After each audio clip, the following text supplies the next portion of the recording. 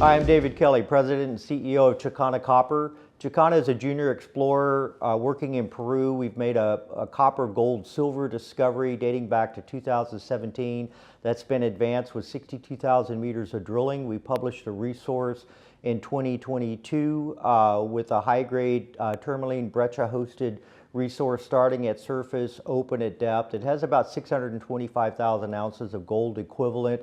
We're in an active mining district. There are operating mines just directly to the east of us in the Ancash province of Peru. But today I'm excited to talk about this imminent drill program that'll start in just a few weeks. We'll be testing two Tier 1 targets, the kind of targets that brought in Goldfields as a strategic investor back in 2019. And we'll be testing a porphyry target, a high-sulphidation epithermal target, in addition to breccia-hosted mineralization as well. David, good to see you. Good to see you. Welcome. Yeah, I know you're pounding the streets, so thanks for making the time to see us. So actually, you know something we should remind people about? So you're fully funded for this drill program coming up, which we'll talk about in a second, but remind us who came into that race? Well, Goldfields again, you know, Goldfields been there every time since 2019. Rick Rule also came in, and this is the third time that Rick has invested in the company. So he knows our team very well. He loves the management team with, you know, Doug Silver, John Black. He loves the asset. He loves the fact that we've got lots of precious metals to go with the copper. We have an existing resource. So he sees the downside as minimal, but the upside is absolutely enormous because of the quality of the targets we're going to be testing. I'm hoping to, I saw him yesterday, but I'm hoping to catch up with him and hear from him myself what he thinks of this one, because I think that was great. I think the market liked the fact that he's looking at this type of project. Right, so we've got the money. That's good news. Drilling starts 1st of April? 1st of April, so we'll be turning. A few weeks away. And talk to us about like the kind of that process for actually, in terms of the targeting and identifying like where, because you get lots and lots and lots of targets. You got to be smart with this money. So just talk to me about where are you going? Yeah, so the big breakthrough, I guess, last year for us was we got a permit that expanded the drill permitted area to the southern half of the project. It's an area we have not been able to drill before. We've been able to do all the surface work. So for the last few years, we've been doing all the mapping. We started off with blanket grid soils over the entire property, and that's when we saw this very, very large gold anomaly in soils.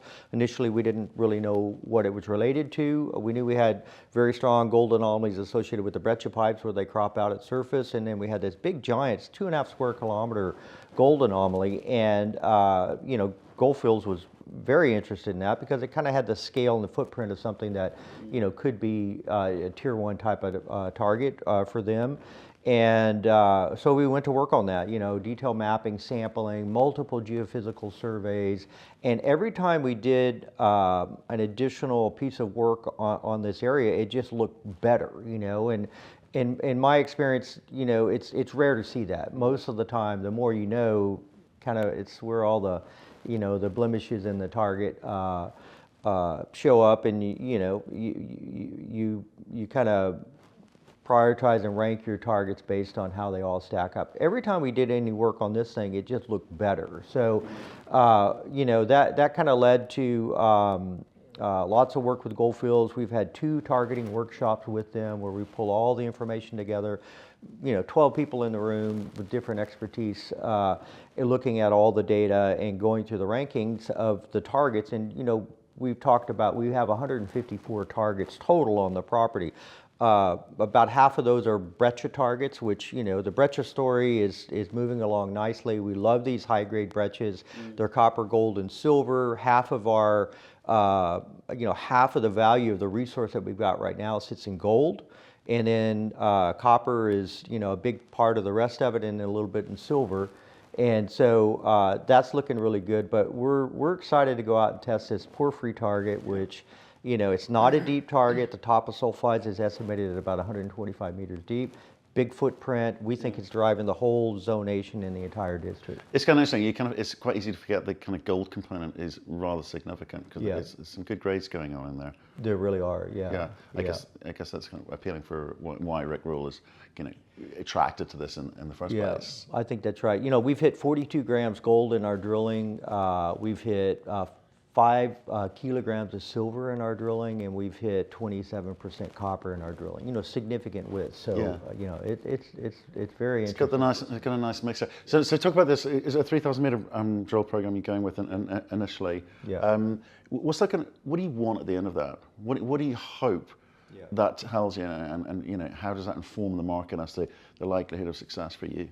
Yeah, you know, 3,000 meters is not a lot of drilling, especially when we think that we've done 62,000 meters of drilling, but most of that drilling was resource drilling, right? That's after you've made the discovery and you said, okay, we need to drill this out in sufficient detail to get a resource. 3,000 meters, though, is meaningful. We're going to spend about 200 meters initially on a high-grade breccia that's sitting right at surface. It's right on the edge of the mega gold target. The clasts that are in, the rock fragments that are in the breccia are intrusive, and so we're very keen to see what that looks like, and if we see evidence of mineralized porphyry clasts in that. It's got great grade and it's got a big geophysical footprint. So, you know, that's going to remind the market and everyone else that, you know, the breccia story is still a really, really good story. We're not pivoting away from that. We're not changing strategy. We're simply you know, adding to the resource part of the breccia resource part of the story by, you know, exploration drilling on that. Then we'll go up on to the hill above that, which is where the mega gold target sits, and that's